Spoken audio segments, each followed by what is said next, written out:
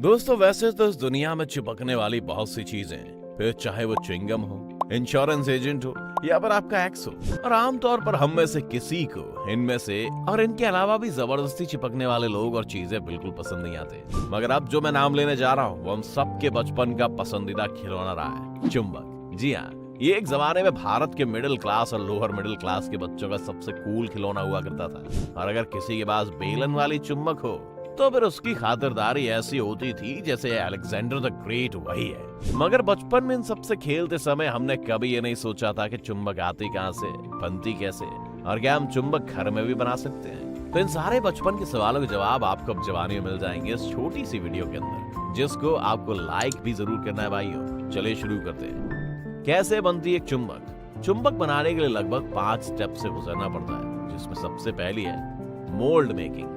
चुंबक के सांचे यानी मोल्ड को बनाया जाता है और उसको बनाने के बाद जिस शेप का चुंबक चाहिए होता है उस शेप के धातु में रेत को भर दिया जाता है। और रेत भरने के बाद जो एक्स्ट्रा मिट्टी होती है उसे हटा दिया जाता है। अब इसके बाद इस रेत को मजबूत किया जाता है, और ऐसा में ऐसा मजबूत नहीं, इसको एक पठार जितना मजबूत कर दिया जाता है, वो भी कुछ ही सेकंड्स में। इसके लिए उस सांचे को एक मशीन के अंदर रखा जाता है जो अपना हाइड्रोलिक प्रेशर डालती है।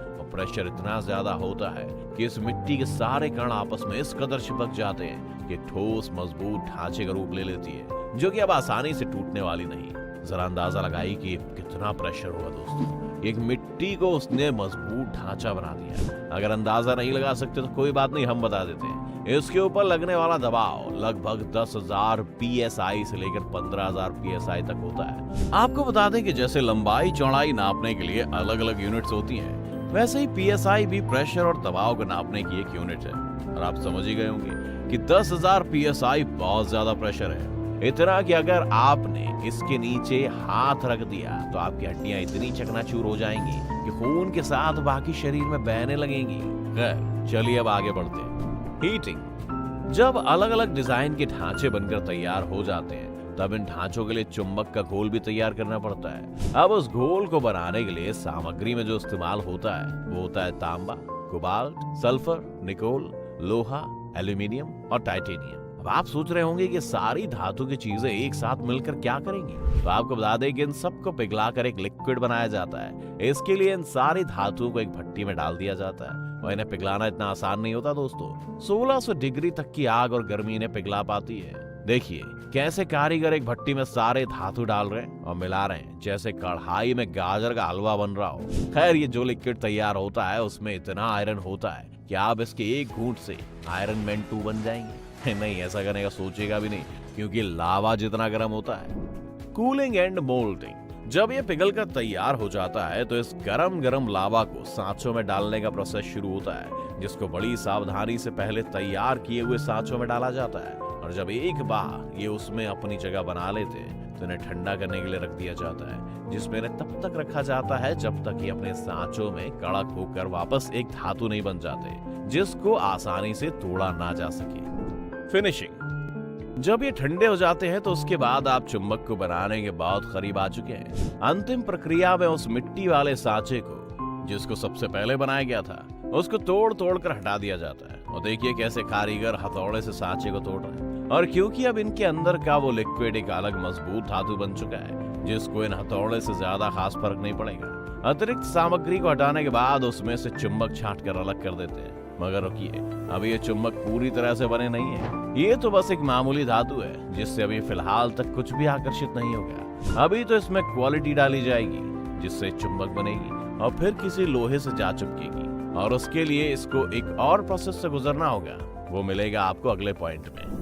मैग्नेटाइजेशन। अब तक की सामग्री तो केवल पिघले हुए धातु का एक टुकड़ा है। इसे एक चुंबक में बदलने के लिए आपको एक मशीन के ऊपर रखा जाता है। वो मशीन इसमें इलेक्ट्रोमैग्नेटिक चार्ज ट्रांसफर करने के लिए होती है। मशीन पर चुंबक रखकर नॉर्थ और साउथ पोल की तरफ से करंट भेजा जाता है, जिससे ये छोटा सा धातु एक चुंबक में बदल जाता है, और अब ये आपके खेलने के लिए तैयार है। इतने सारे प्रोसेस के बाद अब इसमें मैग्नेटिज्म आ चुका है और ये किसी भी लोहे को अपनी ओर आकर्षित कर सकती है। देख लीजिए दोस्तों, कितनी मेहनत करनी पड़ती है किसी को आकर्षित करने के लिए, और हम 1-2 बार ट्राई करने के बाद ही सोचते हैं कि वो भाव क्यों नहीं दे रही। चलिए ये तो हो गई बड़े कारखानों में चुंबक बनाने की बात, मगर कैसा रहे कि आप अपने घर में ही चुंबक यानी इलेक्ट्रोमैग्नेटिक फील्ड बना सके। जानना चाहते हो तो एक बार वीडियो को लाइक कर दीजिए। फिर शुरू करते हैं हम घर में चुंबक बनाने की प्रक्रिया। दोस्तों, आज हम आपके लिए एक ऐसे आसान एक्सपेरिमेंट को लेकर आए हैं जिसमें हम एक लोहे की कील को विद्युत चुंबक में बदलेंगे और आप इस एक्सपेरिमेंट को अपने घर पर भी आजमा सकते हो। सबसे पहले आपको इसके लिए चाहिए होगा एक बड़ा वाला टॉर्च सेल, जो शायद आपको आपकी दादी के कमरे में मिल जाएगा। एक लोहे की 3 इंच की कील जो आप कैलेंडर उतार कर ला सकते हो। तांबे का तार जिस पर कपड़ा चढ़ा हुआ हो, इसका जुगाड़ आप खुद कर लीजिए। स्टेपलर पिन को अपने ऑफिस ड्रॉयर से निकाल लीजिए और आल पिन जो जरूर उसी ड्रॉयर में होगी। इस सामग्री को इकट्ठा करने के बाद आपको ये 5 स्टेप्स फॉलो करने हैं बस। स्टेप 1, इस एक्सपेरिमेंट के लिए हमें सबसे पहले एक लोहे की कील लेनी है जो कि करीब 3 इंच की होनी चाहिए और उस पर किसी मेटल की तार को कुंडली बनाकर चढ़ाना है। ध्यान रहे कि तार पर कपड़ा जरूर चढ़ा हुआ हो। स्टेप 2, उसके बाद आप तार के सिरों से थोड़ा थोड़ा कपड़ा उतार दें ताकि उनके जरिए तारों में करंट दौड़ाया जा सके। आप चाहें तो इन सिरों पर आल पिन भी सेट कर सकते हो।